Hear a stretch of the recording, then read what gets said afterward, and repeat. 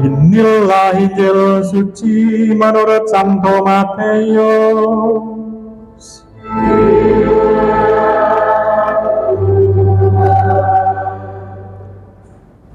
Pada waktu itu, tampillah Yohanes Pembaptis di padang gurun Yudea dan memberitakan, "Bertobatlah, sebab kerajaan surga sudah dekat." Sesungguhnya dialah yang dimaksudkan Nabi Yesaya ketika ia berkata, "Ada suara orang yang berseru-seru di padang gurun, persiapkanlah jalan untuk Tuhan, luruskanlah jalan baginya." Yohanes memakai jubah bulu unta dan ikat pinggang kulit, makanannya belalang dan madu hutan. Lalu datanglah kepadanya penduduk dari Yerusalem, dari seluruh Yudea dan seluruh daerah sekitar Yordan. Sambil mengaku dosanya, mereka dibaptis oleh Yohanes di sungai Yordan. Tetapi ketika melihat banyak orang Farisi dan orang Saduki datang untuk dibaptis, berkatalah Yohanes Pembaptis kepada mereka, "Hai kamu, keturunan ular berbisa, siapakah yang mengatakan kepada kamu bahwa kamu dapat melarikan diri dari murka yang akan datang? Jadi hasilkanlah buah yang sesuai dengan pertobatan.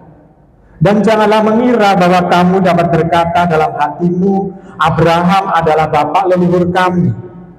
Karena aku berkata kepadamu, Allah dapat menjadikan anak-anak bagi Abraham dari batu-batu ini.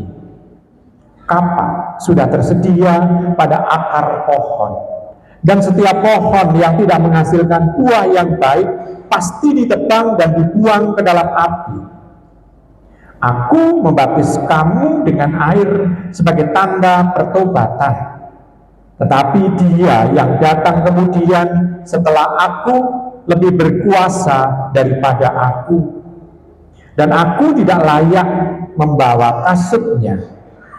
Ia akan membaptis kamu dengan Roh Kudus dan dengan api. Alat penampi sudah di tangannya. Ia akan membersihkan tempat pengirikannya dan mengumpulkan gandumnya ke dalam lumbung. Tetapi debu sekam itu akan dibakarnya dalam api yang tidak terpadamkan.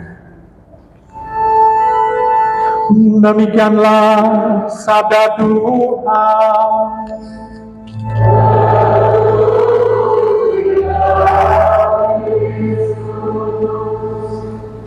Ibu, Bapak, saudari-saudara terkasih dalam Tuhan, untuk mengawali homili, saya mau bertanya dulu kepada panjenengan, seandainya ada satu desa di pelosok, di dekat gunung, melewati desa-desa lalu di dekat gunung, mau dikunjungi presiden, kira-kira desa itu menyiapkan apa? Mau dikunjungi presiden, kira-kira gubernur, bupatinya itu nyiapin, pasti menyiapkan jalan supaya sampai ke desa itu dengan baik.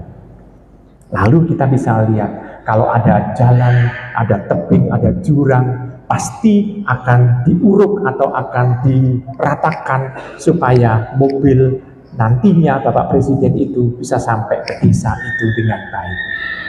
Lalu keadaan desanya pun itu pasti akan dihias demikian rupa, walaupun dalam kesederhanaan, tetapi sejauh itu akan diusahakan menjadi desa yang asri. Ini kita bisa melihat, ini baru menyambut presiden. Nah, kalau yang mau disambut adalah Mesias, apa yang harus disiapkan? Memang di dalam bacaan Injil tidak jelas. Karena kalau kita melihat, mengutip misalnya dari Injil Lukas, akan jelas. Di sana akan tampak bahwa gunung dan bukit harus diratakan, jurang-jurang harus ditimbun, gitu. Lalu jalan yang berliku-liku harus diluruskan. Itu kalau Injil Lukas. Tapi kalau Injil Matius tidak jelas. Hanya dikatakan luruskanlah jalan baginya. Yang dikatakan seperti itu. Maka ibu bapak, saudari-saudara kasih dalam Tuhan, itu baru penyambutan presiden tadi kalau dalam desa yang terpencil itu. Nah kalau kita mau menyambut Sang Mesias, yang harus kita siapkan apa? Apakah kita sudah menyediakan hati kita untuk kehadiran Allah? Apakah hati kita sudah tersedia untuk itu? Apakah pintu hati kita siap untuk menyambutnya?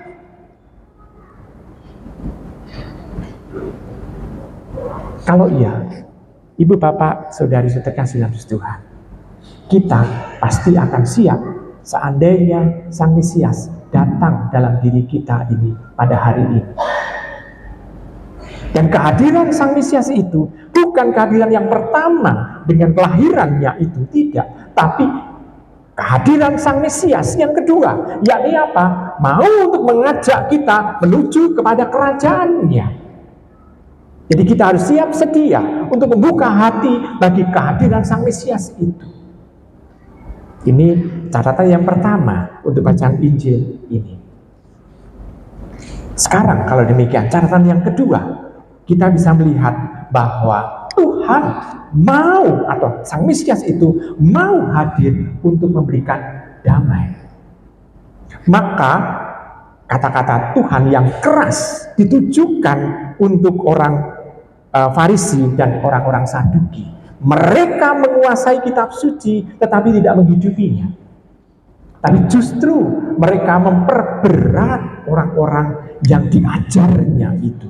Sehingga orang-orang yang beriman, yang diajari oleh dia, tidak merasakan ringan dalam hidup berimannya. Mengalami ketakutan justru. Maka Tuhan dengan keras mengatakan bahwa warta damai itu akan bisa terjadi kalau orang itu harus dengan rendah hati, dengan tulus mau menyambutnya. Nah, ada satu parodi begini. Ada satu misalnya kalangan istilahnya itu apa, itu semacam bukan kebun binatang tetapi lebih satu kawasan, dikatakan kawasan yang penuh damai. Tetapi yang ditampilkan adalah ada harimau dan ada domba-domba. Lalu orang bertanya, bagaimana bisa membuat damai di situ? Bukankah domba-domba itu akan dimakan oleh singa itu? Lalu yang punya taman itu mengatakan, yang punya area itu mengatakan, oh itu mudah sekali. Nanti setiap beberapa waktu kita beri domba-domba yang baru. Jelas? Jadi kita bisa melihat banyak orang menginginkan damai. Tetapi apakah situasinya betul-betul mendukung damai itu? Ibu bapak, saudara sekasih, damai yang dicita-citakan adalah damai seperti yang di Firdaus. Yang di Firdaus sebelum Adam dan Hawa dikeluarkan dari Firdaus.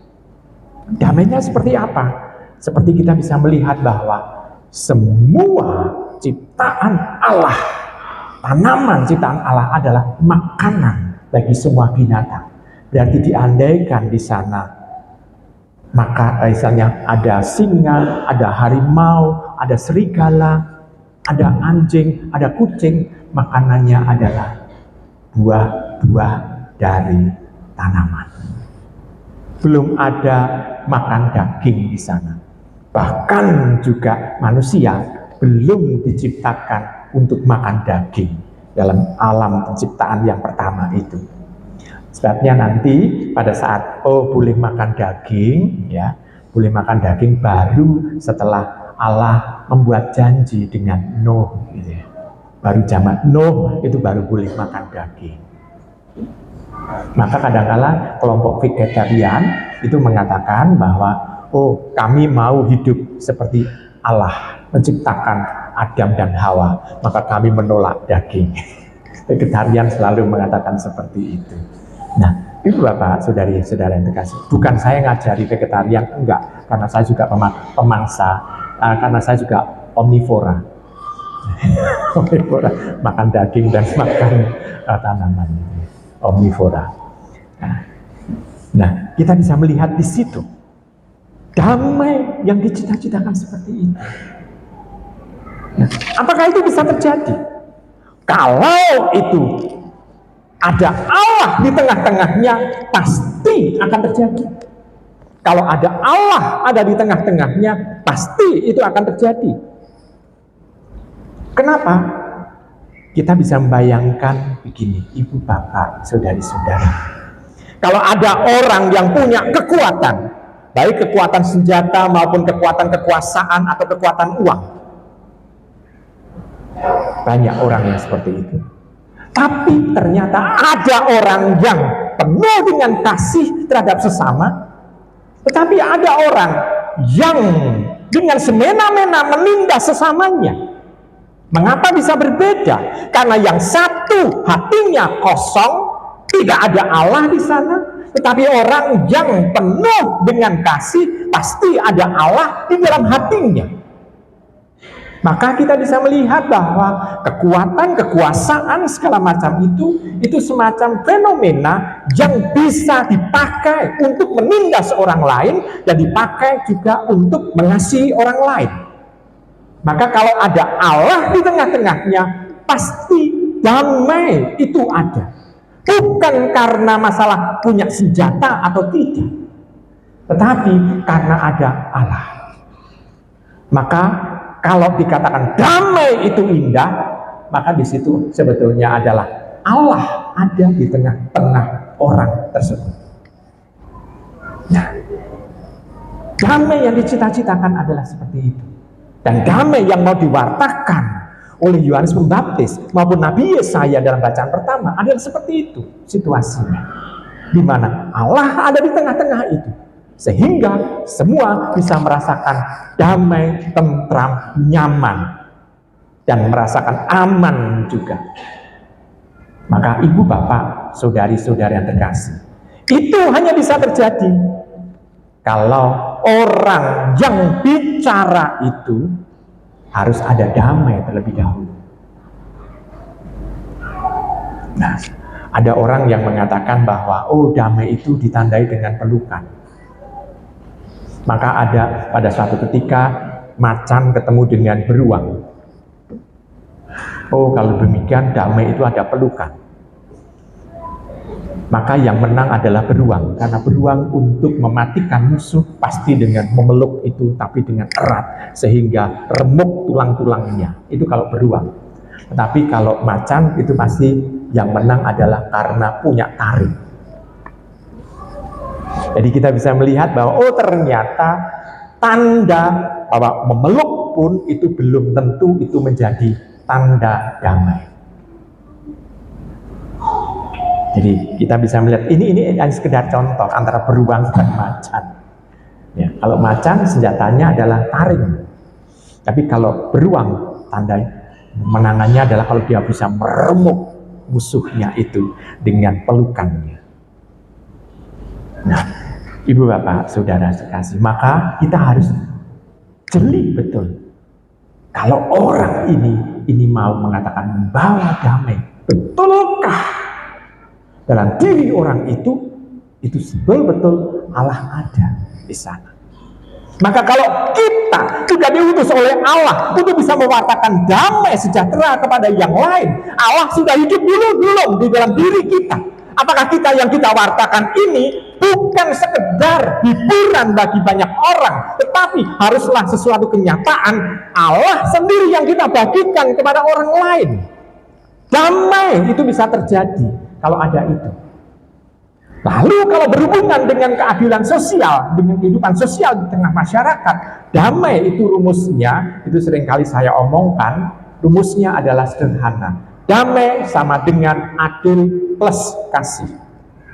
Jadi kalau salah satunya tidak akan ada damai.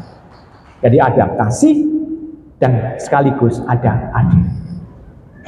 Damai, rumus matematikanya damai sama dengan kasih plus adil. Nah, ini dalam kehidupan sosial kemasyarakatan. Tetapi kalau kita mengalami damai di dalam hidup ini, esensi yang paling penting adalah Allah ada di sana. Maka ibu bapak, saudari-saudara yang terkasih, Marta bacaan Injil hari ini, kita akan bisa merasakan damai kalau Allah ada. Nah, kalau sekarang kita menghadapi, isinya pesannya sebetulnya adalah warta mau menantikan kehadiran Sang Mesias yang kedua, kita seringkali juga akan menghadapi banyak orang yang takut mati, tapi banyak orang yang mengharapkan, kok saya cepat dipanggil, kok sudah terlalu lama hidup di dunia ini. Ada orang yang punya kesan itu. Kita pasti akan bisa menangkap orang yang takut mati di sana sebetulnya orang itu jauh dari Allah. Sedangkan kalau orang itu mengharapkan, ya Tuhan, saya sudah berumur panjang, kenapa kok tidak dipanggil-panggil? Maka di sana tampak bahwa Allah sudah ada dalam dirinya. Dia sudah bisa merasakan bahwa damai sudah dirasakan. Dan dia mau menyambut kehadiran Allah secara paripurna dalam kerajaan. Maka ibu bapak, saudari-saudara yang terkasih, kita bisa bertanya dalam diri kita, seandainya Allah hadir memanggil kita, jawaban kita bagaimana? Kalau ya, maka Allah sudah ada di dalam hati kita. Tapi kalau masih takut dan hidup kita ini itu belum sesuai dengan kehendak Allah, maka pintu pertobatan itu tetap dibuka, ruang pengakuan dosa tetap terbuka. Lebih-lebih pada bulan ini adalah bulan terakhir kita masuk dalam bulan Yubileum. Karena nanti menjelang Natal, Yubileum akan ditutup oleh Bapak Paus. Maka cepat-cepat untuk melakukan pertobatan sejati supaya kita nantinya pada saat kita mengalami kematian nanti kita mendapatkan indulgensi. Selamat merenungkan.